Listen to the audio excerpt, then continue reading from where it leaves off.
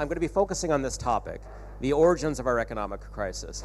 I'm not going to speak so much about the long view of 500 years, but to focus instead more on just the past half century to the present, and with some reference to our recent economic crisis from 2008 and to the present, and what it suggests going forward.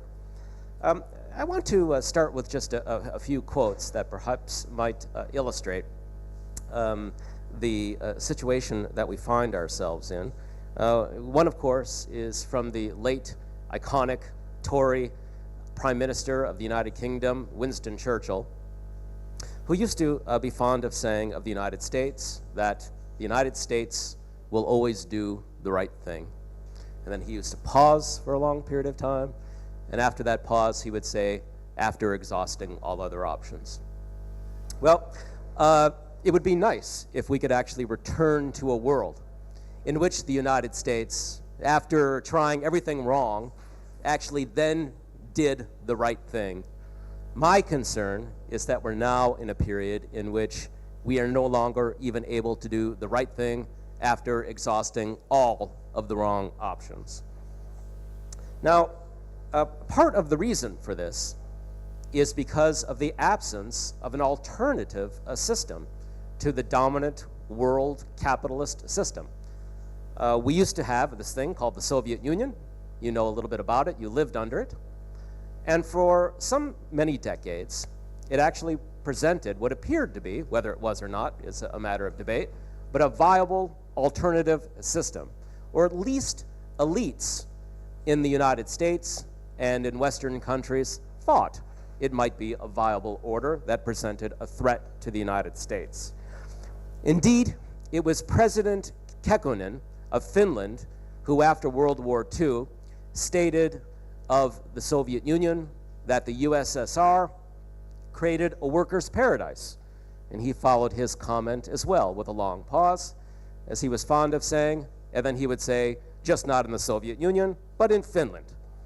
Now, what he meant by this was that having this threat of this alternative order actually helped him to get his capitalists, for lack of a better term, the business community, to cooperate in creating a national development order that created the foundations for an industrial base, which would then create a broad-based development, one which gave rise to a large middle class and very advanced economic development generally. Today, I just don't see how this can happen without, again, this threat from the outside. For President Kekkonen in Finland, it was essential to actually be able to wield that club of the threat of the Soviet Union to get his own national elites to behave and to put them on a trajectory toward national development. It was in the early 1930s that we also saw a time that is somewhat reminiscent of what we're experiencing today in terms of the structure of our global economy, one which in the West, for lack of a better term, has become highly financialized. And this is the marker of a capitalist system that it's in its late stage or mature development. And it's in this financialization stage that we see tremendous amounts of resources being consumed, both human resources in terms of talent, in terms of creating the innovations that we see with these many financial products, but in other ways as well, which take energy away from the real economy of production. And prior to this financial crisis, which we've just experienced in 2008, in the late 1920s, and then again into the 1930s, we saw something that was kind of similar. If I can make reference to another person and another quotation, the great American literary figure, Mark Twain, was fond of saying that history does not repeat itself, but it does tend to rhyme. And we're I guess, rather than seeing, we're hearing perhaps similar sounds to what we heard in the previous great economic crisis in period of financialization, which we saw nearly a century ago. And it was then that we saw austerity policies that were used or deployed by governments in response at first. So we saw governments actually turning off the funding spigot to various government projects in an effort to recreate investor confidence and to make capital available to the private sector, which was then supposed to begin generating economic growth through their investment. But instead, something else happened. That something else was called the Great Depression, and economic crisis deepened rather than lessened when these kinds of policies were deployed. So just as we see in the United Kingdom or in the United States or in the Baltic states or in other regions where we see austerity policies being imposed, we saw some very negative outcomes. And I think that has great relevance to our present.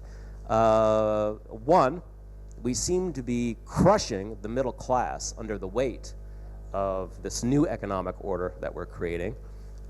Two, we're not utilizing nearly all of the productive capacities of our populations. We have this vast underemployment. So there are untold tens of millions of worker hours, hundreds of millions really, that are not being used, and therefore we're not reaping the gains of all of that labor.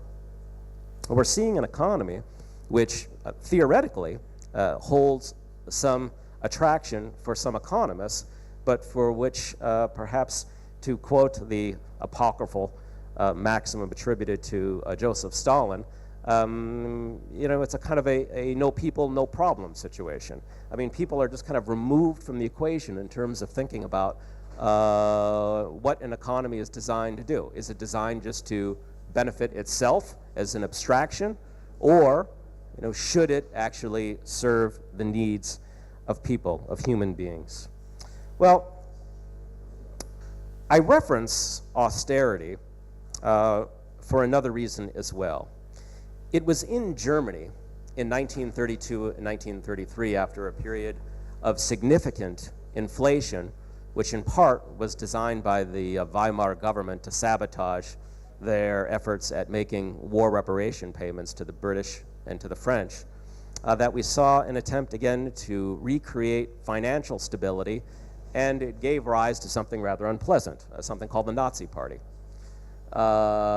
We saw something similar with Italy in the rise of Mussolini, and we saw actually in Japan something similar as well, where the Japanese government began to significantly cut spending during a time of economic crisis in the 1930s, which came primarily at the cost of the military, which we might agree, John, might be a good thing, but the militarists in Japan didn't think so.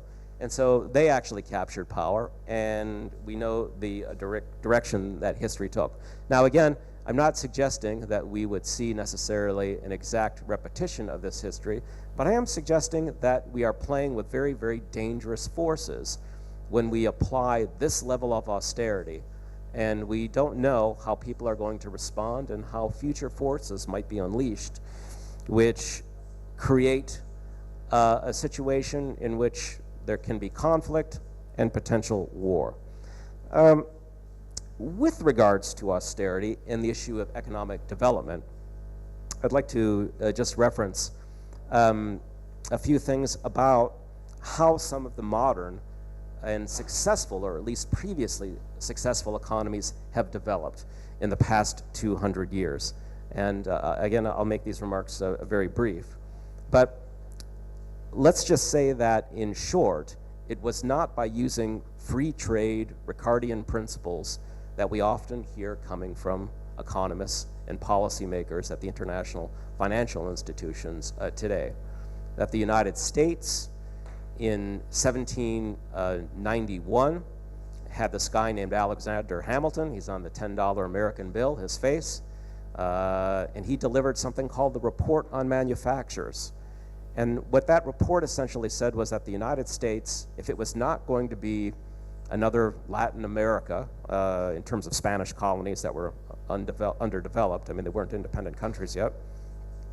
But if it was actually going to develop, and we have to remember what the early United States was, especially the northern half of it, it was a place that was far removed from the central action of the world economy. It had very poor soils. It was in this kind of northern climate. It was very rocky. It wasn't the kind of place that was in possession of natural benefits that you would think would result in economic development. And it was Hamilton who said, we have to put in place these very, very high tariffs, import tariffs, to protect our industries so that we can develop them, largely for the purpose of protecting the new country from foreign powers that might bear it ill will. Now, this experience was learned from by the Germans. The English in the 19th century, especially the early 19th century, used to refer to the Germans as these kind of dirty, lazy people who, couldn't keep time. So, exactly the opposite stereotype that we have of Germans today. And it was something called the German Historical School, which was created to develop an alternative economics to that which existed in the dominant power of the United Kingdom, that used the power of the state to develop their economies.